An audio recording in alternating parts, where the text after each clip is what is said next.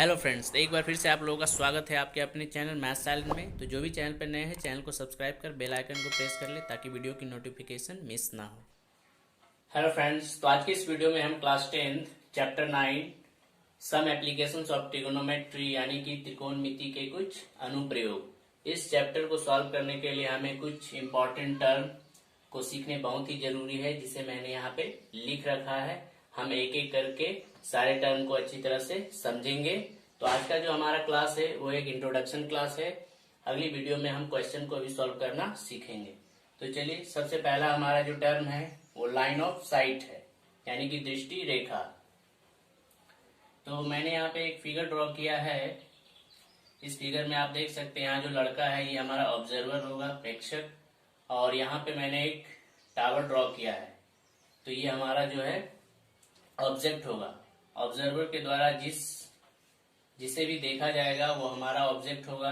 तो यहाँ पे एक ऑब्जर्वर के द्वारा जो है टावर के टॉप को देखा जा रहा है। देख सकते हैं इसकी नजर ऊपर की तरफ है और ये टावर के टॉप को देख रहा है।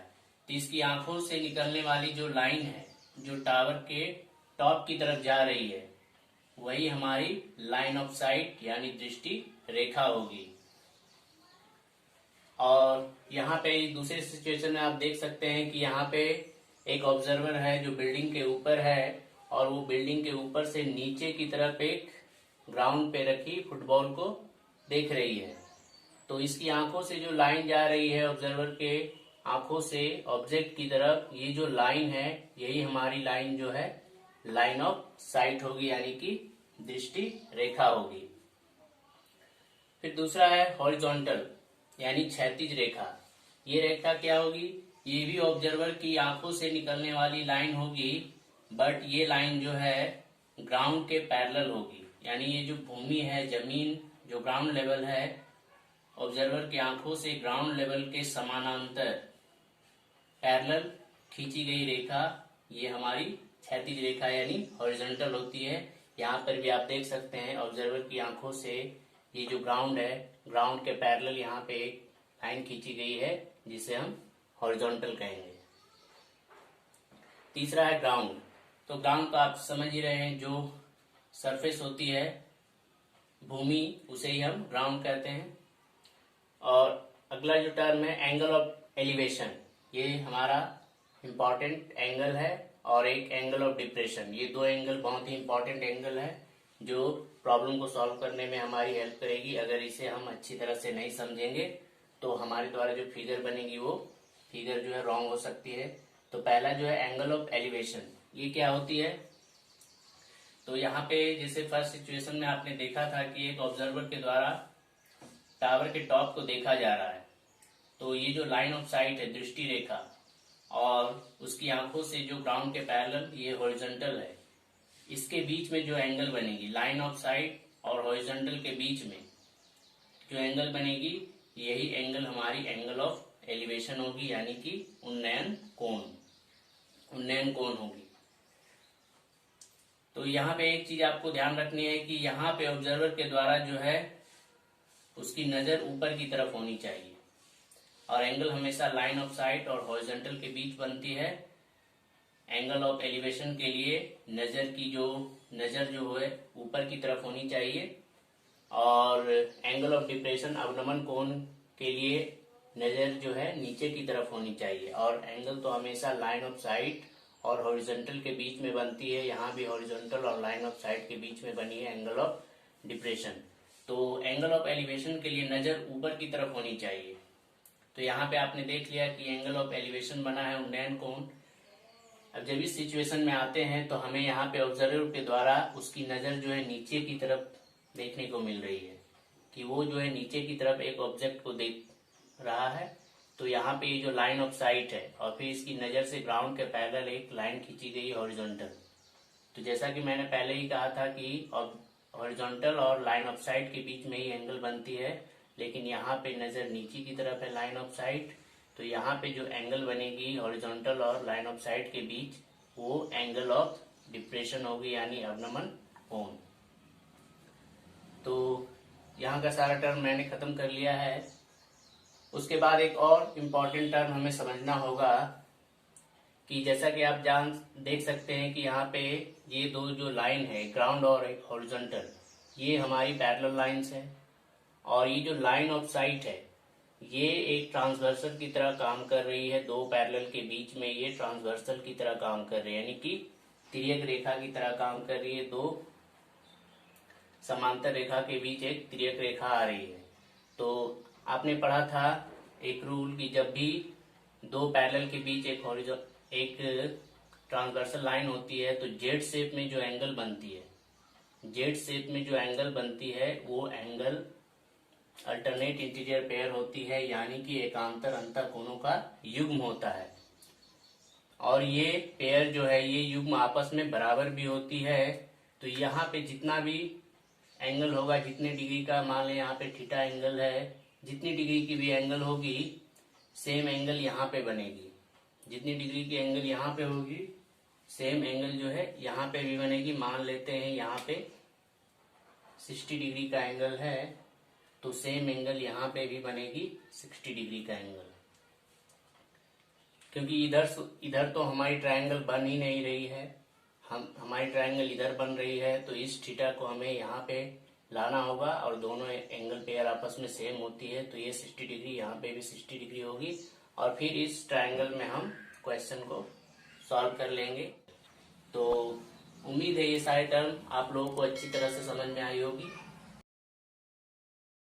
तो यहाँ पे क्वेश्चन नंबर 1 है, मैंने इंग्लिश में लिख रखा है लेकिन मैं इसे हिंदी में भी अच्छी तरह से समझाऊंगा। यहाँ पे एक सर्कस का आर्टिस्ट है, यहाँ पे मैंने फिगर बना रखा है पहले से। एक सर्कस का आर्टिस्ट है जो एक पोल से बंधी रस्सी पे चढ़ रहा है, यानी पे यहाँ पे हमने AB को पोल माना है और AC एक यहाँ पे रस्सी ली गई है, रोप ली गई है जो 20 मीटर लॉन्ग है। और ये रस्सी जो है ग्राउंड के साथ, जमीन के साथ जो है 30 डिग्री का एंगल बना रही है। तो हमें इस पोल की हाइट निकालनी है। तो चलिए स्टार्ट करते हैं। थोड़ा सा जो फिगर में आपने माना है उसे यहाँ पे थोड़ा सा नोट कर लेंगे। Let AC is a 20 metre long rope and AB is a pole. उसी तरह हिंदी में माना कि AC 20 मीटर लंबी एक रस्सी है और AB एक खंबा है। उसके बाद हम सॉल्व करेंगे इन ट्रायंगल ABC, त्रिभुज ABC में। अब हमें यहाँ पे देखनी है कि जहाँ पे भी थीटा दी गई होती है उसके सामने वाली जो साइड होती है, उसके सामने वाली जो भुजा होती है, हमेशा याद रखिएगा वो परपेंडिकुलर यानी P होती है, लंब। और तो ये क्या हो जाएगी, ये हमारा बेस यानी कि आधार, और 90 के जो सामने वाली साइड हमेशा से H ही रहती है। तो यहाँ पे हमने PBH को लिख लिया है। उसके बाद सॉल्व करने से सबसे पहले हमें जो है, जो साइड दी गई है उसे ध्यान रखना है और जो निकालनी है उसका हमें रेशियो बनाना है। जो साइड दी गई है और जो निकालनी है उसका हम रेशियो बनाएंगे।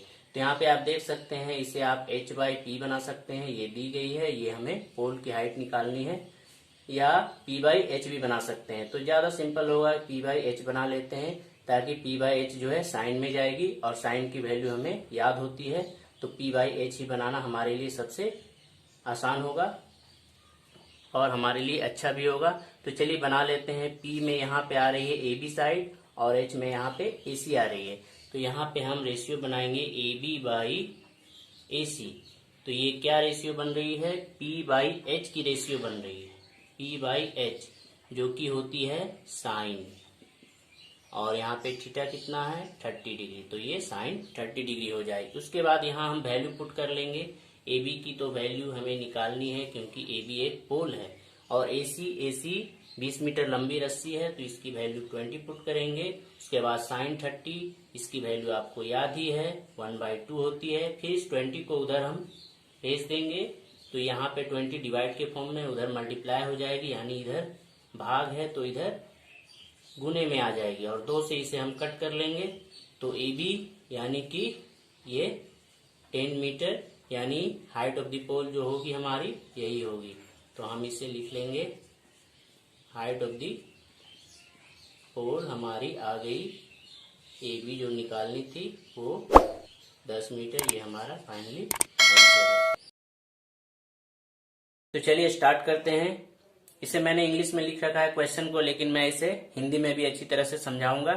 तो लिखा गया है, A tree breaks due to a storm and the broken part bends so that the top of the tree touches the ground, making an angle 30 degree with it. एक पेड़ है जो टूट जाती है आंधी आने के कारण, और उसका जो है ब्रोकन पार्ट, ये पार्ट जो है टूट के यहाँ पे ऐसे बेंड हो जाती है जमीन के साथ और 30 डिग्री का एंगल बनाती है. The distance between the top of the tree to the point where the top touches the ground is 8 metre. जहाँ पे पेड़ गिरी है वहां से पेड़ का जो फुट है उसका डिस्टेंस जो है 8 मीटर है. Find the height of the tree. हमें पेड़ की ऊंचाई निकालनी है. तो सबसे पहले यहाँ पे आप फिगर बना लीजिए. फिगर में आपने किसे ट्री माना है उसे यहाँ पे आप थोड़ा सा डिस्क्राइब कर दीजिए. तो मैंने एसी को ट्री माना है जो कि पॉइंट बी से टूट गई है और टूट के ये यहाँ पे जमीन पे गिरी है और 30 डिग्री का एंगल बना रही है. मैंने इसे लिख दिया है. यहाँ के बीच का डिस्टेंस जो है 8 मीटर है, ये भी लिख दिया है. तो आप देख सकते हैं ये पार्ट ही यहाँ पे टूट के गिरी है तो ए बी और बी डी आपस में इक्वल होगी. मैंने इसे भी लिख दिया. हमें height of the tree AC निकालनी है. एसी जो कि A B plus B C से निकलेगी, A B plus B C. तो सबसे पहला हम काम जो इस ट्राइंगल में करेंगे बीसीडी में, तो लिख लेंगे इन ट्राइंगल बीसीडी, त्रिभुज बीसीडी में. तो हमें जो है एक बार ये पार्ट निकालनी है, एक बार ये, क्योंकि यही पूरी पेड़ है जो यहाँ पे ये गिरी है तो हमें ये भी निकालनी होगी, ये भी निकालनी होगी और दोनों को ऐड करने से पूरी पेड़ की हाइट हमें मिल जाएगी. तो सबसे पहले चलिए हम ये पार्ट निकालते हैं. तो ये और एक जो दिया गया पार्ट है उन दोनों का रेशियो बनाते हैं. तो हम लोग जानते हैं जहाँ पे थीटा होती है उसके सामने वाली एंगल को पी लिया जाता है और तो ये हमारी बेस हो जाएगी और 90 के सामने तो एच होती है. तो यहाँ पे हमें जो है इन दोनों का रेशियो बनाना है. P बाई बी यानी BC by CD, BC by CD. तो यहाँ पे आप देख सकते हैं P बाई बी के रेशियो बनी है और P बाई बी जो है tan में जाती है तो यहाँ पे tan थीटा होगी. थीटा यानी 30 डिग्री, तो यहाँ पे tan 30 डिग्री होगी. वैल्यू को पुट कर लेंगे. BC की वैल्यू हमें फाइंड करनी है. CD हमें दी गई है 8 और यहाँ tan 30 की वैल्यू 1/√3 होती है. उसके बाद इस 8 को हमें उधर भेज देनी है तो BC की वैल्यू आ जाएगी, ये डिवाइड में है, इधर आके 1/√3 से ये मल्टीप्लाई हो जाएगी और फाइनली हमें BC की वैल्यू 8/√3 मीटर मिलेगी. उसके बाद हम इस पार्ट को निकालना, हमें इस BD पार्ट को निकालना है तो हम इन दोनों का रेशियो बनाएंगे. B by H, H by B भी बना सकते हैं लेकिन B बाई एस ज्यादा सिंपल होगी, कॉस में जाएगी और कॉस की वैल्यू हमें याद होती है. तो B बाई एच हम लोग बनाने वाले हैं. तो इस बार जो है CD बाई BD का रेशियो बनाएंगे. नाउ अब रेशियो हम लोग बनाने वाले हैं CD बाई BD की. CD B है और ये H है तो ये जाएगी कॉस थीटा में यानी कॉस 30 डिग्री. उसके बाद वैल्यू पुट कर लेंगे. CD की वैल्यू हमें पता है, BD हमें निकालनी है. कॉस 30 साइन 60 के इक्वल होती है √3/2. उसके बाद यहाँ पे हम क्रॉस मल्टीप्लाई कर लेंगे तो BD इंटू 3 √3BD मल्टीप्लाई होगी और 8 2 जा 16. उसके बाद √3 को हम इधर भेज देंगे तो BD इक्वल टू 16/√3 मीटर होगी. अब चलिए हाइट निकाल लेते हैं. इन्हीं दोनों पार्ट को ऐड करने से हमें पेड़ की हाइट मिल जाएगी. तो हम लिखेंगे हाइट ऑफ द ट्री यानी पेड़ की ऊंचाई, हाइट ऑफ द ट्री यानी AC जो हमें निकालनी है वो AB प्लस BC करके निकलेगी. AB प्लस BC और AB और BD ये आपस में इक्वल है तो AB की जगह हम BD लिखेंगे प्लस BC. अब BD की वैल्यू यहाँ से 16/√3 और BC की वैल्यू यहाँ से 8/√3. इन दोनों को हमें ऐड कर लेनी है.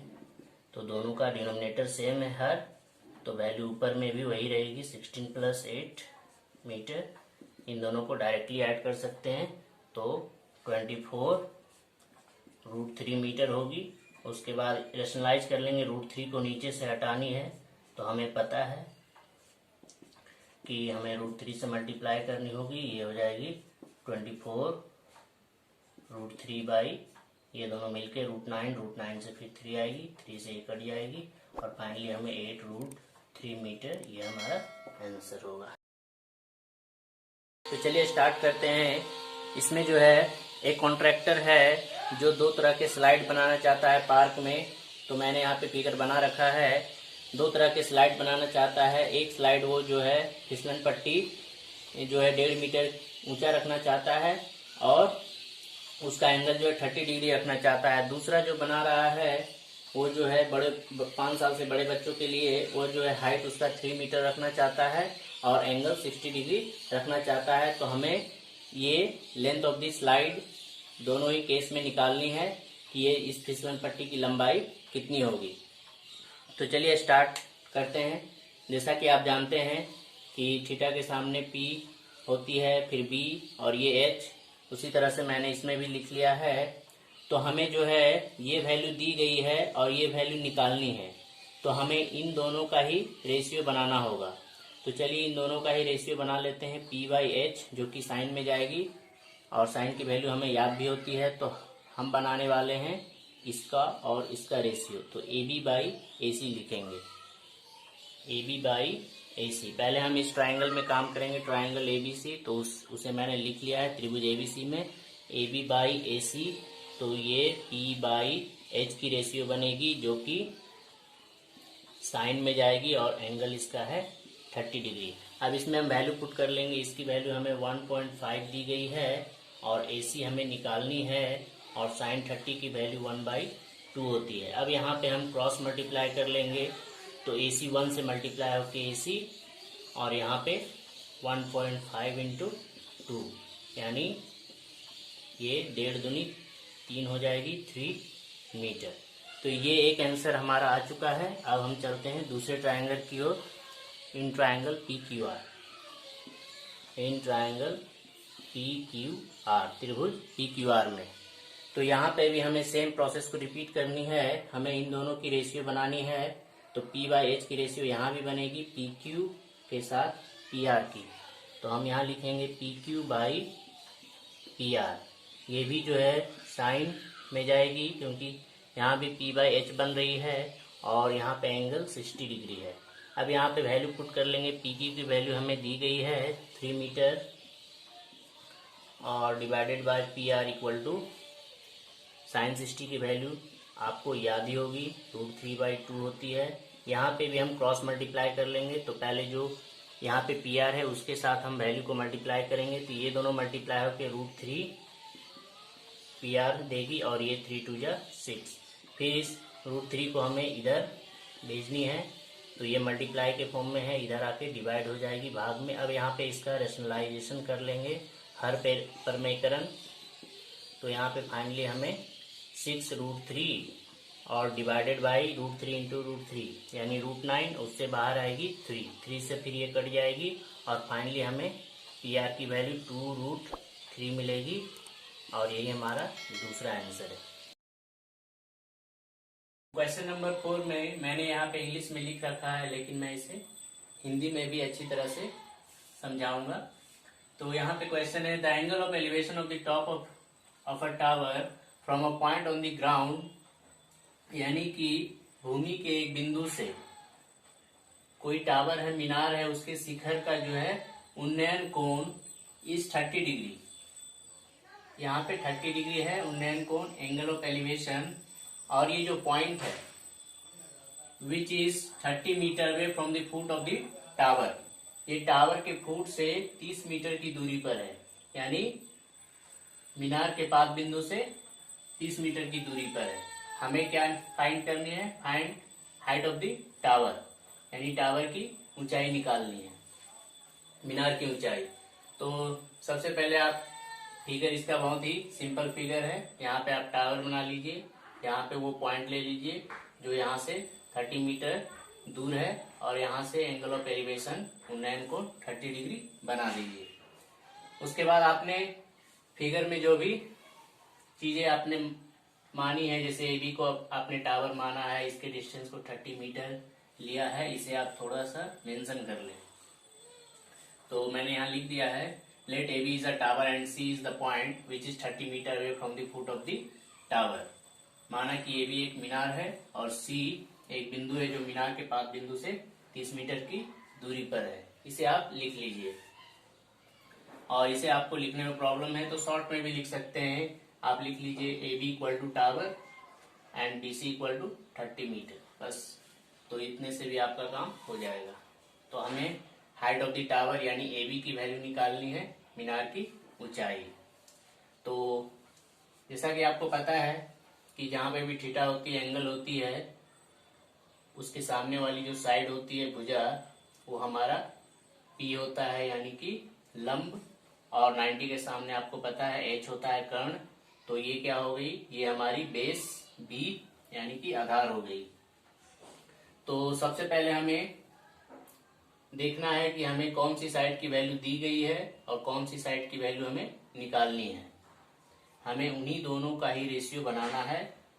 अगले साइड को हमें लेने की जरूरत नहीं है। जैसे यहाँ पे ये जो h है इसकी जरूरत हमें नहीं पड़ने वाली है, क्योंकि हमें ये दी गई है और इसे हमें फाइंड करनी है। तो हम इन्हीं दोनों का रेशियो बनाएंगे। या तो हम p बाई बी बना लें या b बाई पी। अगर हम p बाई बी बनाते हैं तो ये tan में जाएगी, और अगर हम b बाई पी बनाते हैं तो cot में जाएगी। तो सिंपल रहेगा कि हम p बाई बी बना लें जो tan में जाएगी, और tan की वैल्यू हमें याद भी होती है। तो हम बना लेते हैं p बाई बी यानी A B by B C की रेशियो बना लेते हैं। तो in triangle A B C हम रेशियो बनाने वाले हैं A B by B C की, जो कि होगी p बाई बी, यानी वो tan थीटा में जाएगी और थीटा की वैल्यू हमें 30 डिग्री दी गई है। अब इसमें हम वैल्यू को पुट कर लेंगे। ए बी की वैल्यू हमें फाइंड करनी थी, बी सी की वैल्यू हमें दी गई थी 30, और यहाँ पे tan 30 की वैल्यू पुट करेंगे तो ये 1/√3 होती है। उसके बाद अगले स्टेप में इस 30 को हमें इधर भेजनी है, ये डिवाइड में है, इधर आके मल्टीप्लाई हो जाएगी। तो ए बी इक्वल टू हम लिखेंगे 1/√3, ये भाग में है, इधर आके गुना हो जाएगी 30। उसके बाद यहाँ पे हमें मिल जाएगी, इन दोनों को अगर मल्टीप्लाई किया जाए तो ये 30 और नीचे √3। अब नीचे √3 आई है तो इसे हमें नीचे से रूट को हटाना होगा, यानी इसका हम हर परमेकरण करेंगे, रेशनलाइजेशन। तो आपको पता है √3 है तो हमें √3 से ही मल्टीप्लाई करनी होगी, और फाइनली हमें मिलेगी ऊपर 30√3 और नीचे √3 √9 होगी, √9 से हमें 3 मिलेगी, फिर 3 से ये कट जाएगी 10 बार में, और फाइनली हमें ए बी की वैल्यू 10√3 मीटर मिलेगी। तो यही हमारी हाइट ऑफ द टावर होगी, यही हमें निकालनी थी। तो यहाँ पे लास्ट में हम लिख लेंगे हाइट ऑफ द टावर यानी मीनार की ऊंचाई।